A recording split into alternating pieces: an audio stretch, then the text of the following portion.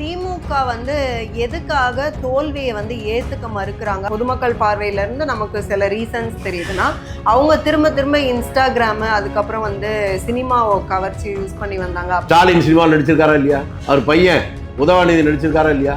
உதயநிதி ஸ்டாலின் இன்னும் உதவாநிதினு சொன்ன கொஞ்சம் முன்னாடி சொன்ன மாதிரி இருந்துச்சு. எனக்கு சரியா அவ்வளவு பேரெல்லாம் சொல்ல தெரியல. இப்போ what is the future of DMK? Future வேற இருக்கா? அந்த கட்சிக்குன்னு இப்போ இந்த தோல்வி வந்து எது நிரந்தரமானது இல்லை, இப்போதைக்கு தற்காலிக. அது எது கரெக்ட் தான். இந்த தோல்வி நிரந்தரம் இல்ல, இதை விட மோசமான தோல்வி வரப்போகுது. வெறும் 16 லட்சம் பேர் தான். அதைத்தாமா நான் சொல்றேன். ஒரு ஓட்லயே ஒருத்தன் ஜெயிச்சிருக்கான் பாத்தீங்களா இல்லையா? 16 லட்சம் பேர் தான். அப்ப ஜனநாயகம்னா என்னன்னு உங்களுக்கு தெரியலன்னு அர்த்தம். 24 கட்சி கூட்டணி சேர்ந்து நீங்க வாங்கின ஓட்டோட 16 லட்சம் ஓட்டை அவன் கூட வாங்கிட்டான் தனியா நின்று. சரியா? அப்ப எது வெற்றி? அதை ஒத்துக்க மாட்டலன்னா தப்பு உங்ககிட்ட இருக்க வேற யார்கிட்ட? விஜய் அவர்கள் வந்து சிஎம் ஆனதுல இருந்து சினிமாக்கு எப்படி வந்து அந்த 8 to 5 8 to 8 வரைக்கும் கால் சீட் கொடுப்பாரோ அதே மாதிரி தான் இப்பயும் கால் சீட் தான் கொடுத்துட்டு இருக்காரு. ஓ, இவங்க தான் ப்ரொடியூசரா? யார் ப்ரொடியூசர் சொல்லுமா? ப்ரொடியூசருக்கு தான் கால் ஷீட் கொடுப்பாங்க. ஓ, இவரு இவங்க தான் அப்பனும் மகனும் தான் ப்ரொடியூசரா? ஏன்னா அவங்க தானே 5000 கோடி 10000 கோடிக்கெல்லாம் படம் எடுப்பாங்க. ஆட்சிக்கு வந்து 25 நாள் கிட்ட ஆகுது. இன்னும் வந்து ஃப்ரீ பஸ் மாதிரி வந்து ஒரு முழு பயணம் 5 வருஷம் ஆகி நீங்க சொன்னதை செய்யலன்னு சொல்லிட்டு இருக்கேன். 25 நாள்ல ஏன் செய்யலன்னு கேக்குறியாமா? 5 வருஷம் ரொம்ப சின்னது, 25 நாளுங்கிறதா ரொம்ப அதிகம். இப்பதான் வந்து உங்க கையில தான் துப்பாக்கி இருக்கு, உங்ககிட்ட தானே போலீஸ் இருக்காங்க, சட்டம் ஒழுங்கு பாதுகாக்கிறதுல உங்களுக்கு என்ன அப்படி கேட்க? யார் சொல்றா? ஆர் ஆசா. ஆக வர இப்ப என்கிட்ட ஒரு துப்பாக்கி தான் நான் சுடணும் போல் இருக்கு. உங்களை மாதிரி ஆட்களை நடமாட விடாம சுட்டா பரவாயில்லன்னு சொல்றாரு போது. துப்பாக்கி இருக்குன்னா உங்ககிட்டே தான் துப்பாக்கி இருக்கு. குஜராத்ல சுட்ட மாதிரி 3000 முஸ்லீம்ல சுட்டாங்கல்ல, அது மாதிரி சுட சொல்றாரு ராஜா. ஒரு ராஜாங்கிற பேரே சிக்கலோ. ராஜா, எச் ராஜா, எல்லா ராஜாவும் பார்த்தா இப்படித்தானே இருக்கு.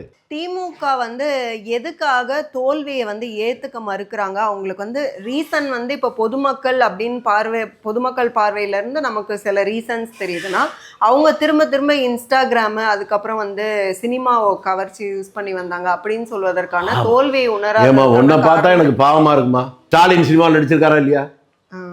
அவர் பையன் உதவாநிதி நடிச்சிருக்காரா இல்லையா? சொல்லுமா? உதயநிதி ஸ்டாலின். இன்னும் உதவாநிதினு சொன்ன கொஞ்சம் முன்னாடி சொன்ன மாதிரி இருந்துச்சு. எனக்கு சரியா அவ்வளவு பேரெல்லாம் சொல்ல தெரியல. கருணாநிதி நடிச்சிருக்காரா இல்லையா?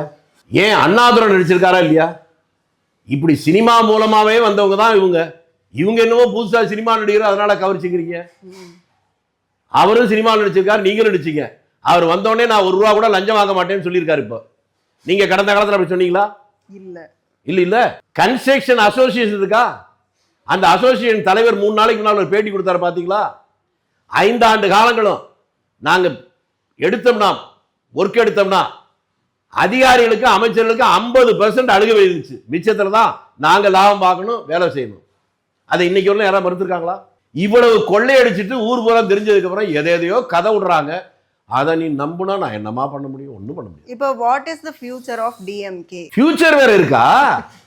அந்த கட்சிக்குன்னு இப்போ இந்த தோல்வி வந்து எது நிரந்தரமானது இல்லை, இப்போதைக்கு தற்காலிக. அது எது கரெக்ட் தான். இந்த தோல்வி நிரந்தரம் இல்ல, இதை விட மோசமான தோல்வி வரப்போகுது. வெறும் 16 லட்சம் பேர் தான். அதைத்தாமா நான் சொல்றேன். ஒரு ஓட்லயே ஒருத்தன் ஜெயிச்சிருக்கான் பாத்தீங்களா இல்லையா? 16 லட்சம் பேர் தான். அப்ப ஜனநாயகம்னா என்னன்னு உங்களுக்கு தெரியலன்னு அர்த்தம். அது தெரிஞ்சிருந்தா இப்படி யாரும் வளர மாட்டாங்க. இதுக்கு முன்னால திமுக எப்போ 51% ஓட்டு வாங்கி ஜெயிச்சது? குறைஞ்சபட்சம் பாதி பேருக்கு மேல எல்லாரும் எதிர்த்தான ஓட்டு போட்டிருக்கான். இவங்க பாதப்படி எடுத்தா நீங்க 20 சொல்ல விடுமா? ஏன் சொல்லவே விட மாட்டேன்ற? ரொம்ப பயப்படுற. 24 கட்சி கூட்டணி சேர்ந்து நீங்க வாங்கின ஓட்டோட 16 லட்சம் ஓட்டு அவன் கூட வாங்கிட்டான் தனியா நின்று. சரியா? அப்ப எது வெற்றி? அதை ஒத்துக்க மாட்டலன்னா தப்பு உங்ககிட்ட இருக்க வேற யார்கிட்ட இல்லை. 65% பேர் உங்களுக்கு எதிராக தான் ஓட் பண்ணிருக்காங்க. அதான் நான் கேட்கிறேன். 67ல நீங்க எத்தனை சதவீதம் உங்களுக்கு ஓட்டு போட்டாங்க சொல்லுங்க? 25 இன்க்ளூடிங். அப்ப 75% எடுத்து ஓட்டு போட்டாங்க. அதை விட இவங்களுக்கு எதிரி கம்மி தானே? என்னமா சொல்ல மாட்டேங்கிற? படிச்ச பிள்ளைங்க கணக்கு சொல்லணும்ல. நெக்ஸ்ட் வந்து விஜய் அவர்கள் வந்து இப்போ 108 சீட்டு அப்படிங்கும் போது அது வந்து ரொம்ப ரொம்ப கம்மி தான். அதாவது அவருக்கு மெஜாரிட்டி கிடைக்கல அப்படிங்கிறதுல இருந்தே ஏடிஎம்கேல இருந்து எம்எல்ஏக்களை வந்து விலைக்கு வாங்குறாங்க. ஆதவ அர்ஜுன் அவர்களை யூஸ் பண்ணி அந்த என்ன கவுண்டமணி செந்தில்லாம் அந்த இளநீர் காமெடி ஒரு படத்துல வரும்ல சார், அதை கம்பேர் பண்ணி வந்து சினிமாக்காரங்களுக்கு அதுதானே தெரியும், வேற என்ன தெரியும்? நீங்க 2006 எத்தனை சீட்டு உங்களுக்கு இருந்துச்சு திமுகவுக்கு? 2006 95 சீட்டு. 95 சீட்டு 95 பெருசா 108 பெருசா? 108 இருக்கிறதே மோசம்னா 95 வச்சு எப்படி ஆட்சி இருந்தீங்க? தான் திருடி பிறரை நம்பான், இதெல்லாம் பேசுறது திமுகவுக்கு என்ன தார்மீக உரிமை இருக்கு தெரியல. அவங்க இப்படி எல்லாம் உளருவாங்க. உங்களை போல படிச்ச பிள்ளைங்க எதை எடுத்துக்கணும், எதை சிரிச்சுக்கிட்டு போகணும்னு பார்த்துக்கணும்.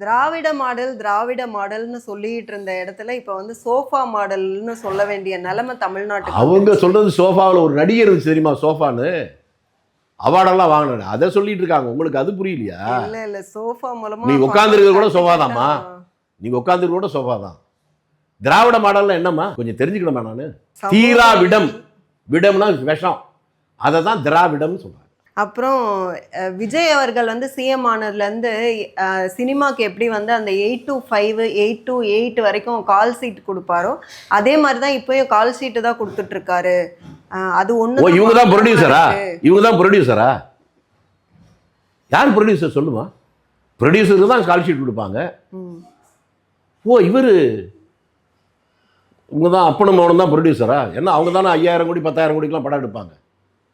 அப்படி இருக்கிற மாதிரி தெரியல. அந்த படத்தில் ஒன்றும் நடிக்கலையே, கால் ஷீட் எப்படி கொடுத்துருப்பாரு? திருச்சிக்கு போகிறாங்க, அங்கே போய் மக்களுக்கு வந்து நன்றி சொல்லாமல் இங்கே திரும்ப எதுக்கு எடுத்தாலும் திமுக சதி, திமுக தான் காரணம், இது ஒன்று தான் வந்து விஜய் அவர்கள் சொல்லிக்கிட்டே இருக்காங்க. அப்படியா? நீங்கள் என்ன சொல்கிறீங்களோ அதுக்கு பதில் சொல்கிறாரு. நீங்கள் சும்மா இருந்தால் அவங்க அதை பற்றி பேச வராரா? 6 மாதம் வரலும் பார்த்து இருப்போம்னு சொன்னீங்க. அசம்பிளிக்குள்ளே வந்து முதல் நாள் கூட்டத்திலேயே கண்டபடி பேச ஆரம்பிச்சிங்க. ஒரு கல்யாணம் நடக்குது தஞ்சாவூரில், அதில் கல்யாண வீட்டில் போய் கத்திக்கிட்டு அழுகுறீங்க. அங்கேயும் விஜய் தான் திட்டுறீங்க. நீங்கள் நாங்கள் சீனியர் அரசியலில் பக்குவப்பட்டவன்னு சொல்லிட்டு காலையில் தூக்கத்தில் கனவுல கூட விஜயை பற்றியே பேசி உளறிட்டு இருக்கீங்க. நீங்கள் போய் அவர் உங்களை பற்றி பேசுகிறாருங்க. நீங்க சும்மா இருந்தா அவர் பேச போறது இல்லையா? திட்டங்களை செயல்படுத்தும் போது அது அவர் பண்ணுவாருமா, அவருக்கு தெரியும். உங்களுக்கே திட்டத்தை பத்தி தெரியாது, அவருக்கு தெரியாதா?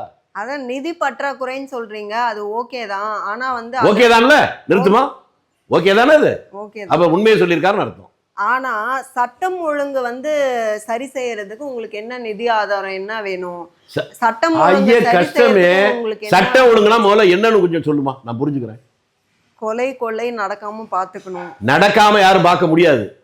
நடக்காம பாத்துக்கணும் யாராவது சொன்னா பைத்தியக்காரன். நடக்கிறத குறைக்கணும். நான் அதைத்தான் சொல்றேன். நான் நடக்கிறத குறைக்கணும் என்பதை விட, அதாவது ஆண்டவனே ஒரு ஆட்சி நடத்தினா கூட தவறுகள் நடக்கும்.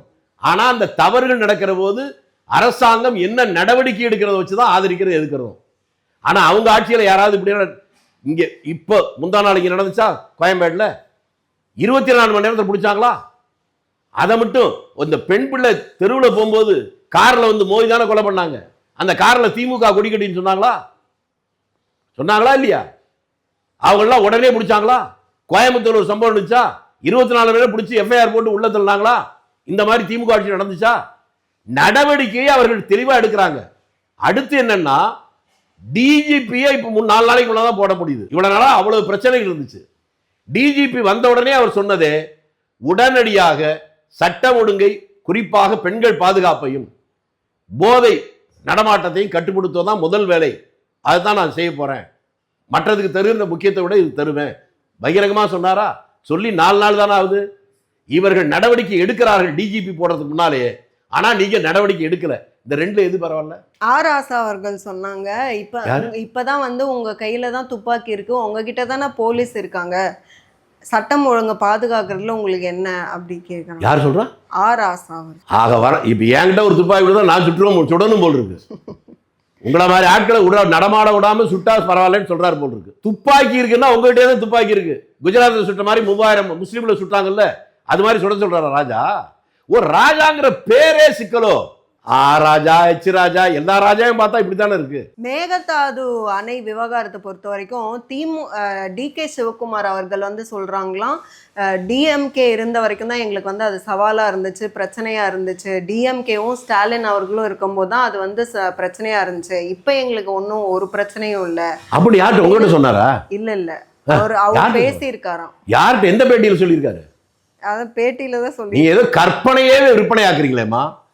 அவர் சொல்லவே இல்லையே, சொல்லாத நீங்க என்ன சொல்றீங்க? சொன்னதா ஆர்எஸ் அவர்கள் சொன்னாங்க, எழிலன் எக்ஸ்எம்எல்ஏ அவர்கள் சொன்னாங்க. அதத்தான் பொய் சொல்றதுக்கு பிறந்தவங்க அவங்க எல்லாம்.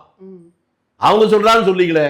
இவங்க ஆட்சியில் எடுத்த இந்த காவிரி பிரச்சனைக்கு காரணமே திமுக தானே. 1920 ஒப்பந்தம் போடப்பட்ட 24 போடப்பட்டது 50 ஆண்டுகளுக்கு.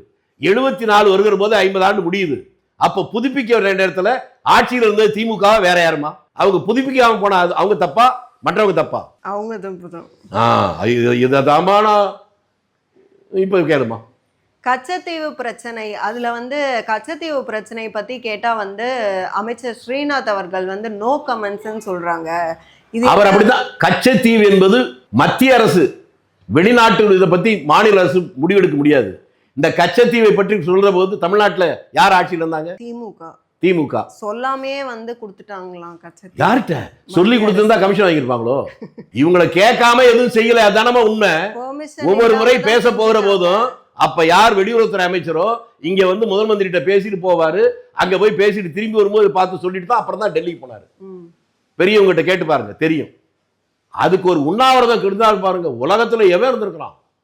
காலையில டிஃபன்லாம் சாப்பிட்டு, காபி டிஃபன்லாம் சாப்பிட்டு முடிச்சுட்டு 10 மணிக்கு போய் பெஞ்சில் படுத்து தலைக்கு ஒன்று காலுக்கு ஒன்று வச்சு படுத்துட்டு 1 மணிக்கெல்லாம் உமானம் முடிச்சு வந்து அதெல்லாம் தெரியுமா உங்களுக்கு? உலகத்துல எங்கேயாவது நடந்திருக்காது? வெறும் நடிப்பு நடிப்பு நடிப்பு. துடிப்பும் இல்லை, உண்மையும் இல்லை, நேர்மையும் இல்லை. அவங்க விஜய் அவர்கள் வந்து அதாவது கவர்ச்சி அரசியல் யூஸ் பண்ணாம எதை வச்சு வந்தாங்க? அதாவது கருணாநிதி அவர்கள் வந்து ஹிந்தி எதிர்ப்பு போராட்டத்துல ஜெயிலுக்கு போனாங்க. இந்த கதையெல்லாம் வேணாமா? நான் என்ன கேட்கிறேன் சொல்லுங்க. என்ன சுதந்திர போராட்ட தியாகின்னு கேட்டதுக்கு பதில் சொல்லுங்க. இல்ல இல்ல இல்ல. அப்ப பேசுறதுக்கு எந்த யோகியதையும் இல்லை. சுதந்திர போராட்டத்தில் நீங்க எல்லாம் கலந்துக்க முடியாது. அப்போ ஒரு வாலிப வயசு தானே. அவர் கலந்துக்கிட்டாரான்னு கேட்கிறேன். அல்லது அவங்க அண்ணன் தான் கலந்துக்கிட்டாரா? அல்லது அன்பழகன் கலந்துக்கிட்டாரா? இல்ல நெடுஞ்செழியன் கலந்துக்கிட்டாரா? யாரு கலந்துக்கிட்டா? அவங்ககிட்ட எதுவுமே இல்லாம ஊரை ஏக்கிறது. Cheating cheating cheating cheating. இப்போ காதர் மொய்தீன் அவர்களோட கட்சி ஆல்சோ வந்து தாவேகா சைட் போயிட்டாங்க. அப்போ வந்து திமுகவை பொறுத்த வரைக்கும் சிறுபான்மையினர்களின் பாதுகாவலர்கள் நாங்கள் அப்படின்னு சொல்லிட்டு இருப்பாங்க. இப்போ வந்து தாவேகா தோற்று போன அந்த கிராமப்புறங்களில் தோற்ற இடங்கள் அப்படின்னு பார்த்தா முஸ்லிம்ஸ் நிறைய இருக்கக்கூடிய அந்த ஏரியாக்களில் தான் அவங்களோட தோல்வி இருக்குது. ஏன்னா முஸ்லிம் ஓட்டர்ஸ் எல்லாருமே வந்து டிஎம்கே ஓட்டு போட்டாங்க அப்படின்னு சொல்கிறாங்க. அப்போ வந்து இது வரைக்கும் திமுகவை நம்பி இருக்கிறாங்க. அப்போது காதர் மொய்தீன் அவர்களோட கட்சியும் வந்து தாவேகா கிட்ட போயிடுச்சுன்னா இப்போ யாரு தான் வந்து திமுகவுக்கு ஆதரவாக இருப்பாங்க? இப்போ தாமா யதார்த்தத்தோட ஒரு கேள்வி கேட்குறேன். திமுக துவங்கிய நாள்ல இருந்து அவங்க கூடவே இருந்தது முஸ்லீம் லீக். அது எங்க ஊருக்காரர் தான் காதர் மொய்தீன், பேராசிரியராக இருந்தவர். அவங்க தான் அந்த காலத்தில் திமுகனா ஒரு பாட்டு தான் அந்த நாடு முழுக்க அந்த சின்னத்தை கொடுக்குது. ஓடி வருகிறான் உதயசூரியன், நாகூர் அனிபா பாண்ட பாட்டு. அந்த பாட்டு கேட்டா திமுக கூட்டம் நடக்குன்னு அர்த்தம். இப்படி எல்லாம் வர்றதுக்கு முஸ்லிம் மக்கள் 67 தேர்தல் எல்லாம் திமுக ஆட்சிக்கு வருவதற்கு எல்லா மாஸ்களையும் உட்கார்ந்து கூடி ஓட்டு போடலாம் சொன்னவங்க. அவர்களே விரக்தி அடைந்து போய் வெளியே வந்து எவ்வளவு வேதனையோடு காதர் மொய்தீன் பேசினா அந்த பேட்டி எடுத்து பாருங்க. அவங்க காலம் கடந்து இப்போ நம்ம இவ்வளவு நாள் நம்ப வைத்து நம்ம கழுத்தறுத்திருக்காங்கன்னு புரிஞ்சுக்கிட்டாங்க. ஆனால் எஞ்சி இருந்த அந்த அதுவும் ஒரு கிட்டத்தட்ட ஒரு 10-15% மேல மைனாரிட்டி இருக்காங்கல்ல, அதுல 10% வச்சுக்கிட்டாலும் அந்த 10% போயிட்டா இவங்க கதி என்ன ஆகுன்னு பார்த்துங்க. அதாவது திமுக வந்து எதிரி யாருன்னே தெரியாம அதிமுக வந்து எதிரியே கிடையாது, ஆனா அவங்கள எதிரியா நினைச்சுதான் நம்ம களமாடி இருக்கோம். தாவேகாவை வந்து நம்ம எதிரியா நினைக்காததான் நம்மளோட தப்பா போயிடுச்சு அப்படின்னு சொல்லி உதயநிதி ஸ்டாலின் சொல்றாங்க. இப்போவாவது உங்களுக்கு புரியுதா யதார்த்தம் என்னன்னு? நீங்க ஆட்சியில இருந்து என்ன பிரயோஜனம், ஐஏஎஸ் வச்சிருந்த என்ன பிரயோஜனம், போலீஸ் டிபார்ட்மெண்ட் வச்சு என்ன பிரயோஜனம்? எதிரி யாருன்னே இவ்வளவு நாள் தெரியாம இருந்திருக்கீங்க, இப்பதான் தெரியுதாமா? சரி, புரிஞ்சுக்கிட்டே இனிமே போராடுங்க. எம்.கே. ஸ்டாலின் அவர்கள் வந்து ஆட்சிக்கு வந்து அந்த முதல் கையெழுத்து ஃபர்ஸ்ட் அவங்க வந்து அமல்படுத்தினதே வந்து இந்த டாஸ்மார்க் மூண்டதா? Free bus scheme. டாஸ்மார்க் மூண்டதான்னு கேட்டா அதான் தேர்தலுக்கு முன்னால தானே சொன்னாங்க. நீட்டை கேன்சல் பண்றது, டாஸ்மார்க் மூடுறது, முதல் கையெழுத்துன்னு சொன்னாங்க. 5 வருஷமும் சொல்லிட்டே இருந்தாங்க, ஆனா பண்ணல. நிதி நிலைமை அப்பவும் கூட மோசமா தான் இருந்தது. அந்த அதுக்கு தான் நீங்க 6 லட்சம் கோடி கடன் வாங்கியிருக்கீங்களா 5 வருஷத்துல? 6 லட்சம் கோடி கடன் வாங்கி நிதி நிலைமை மோசமா?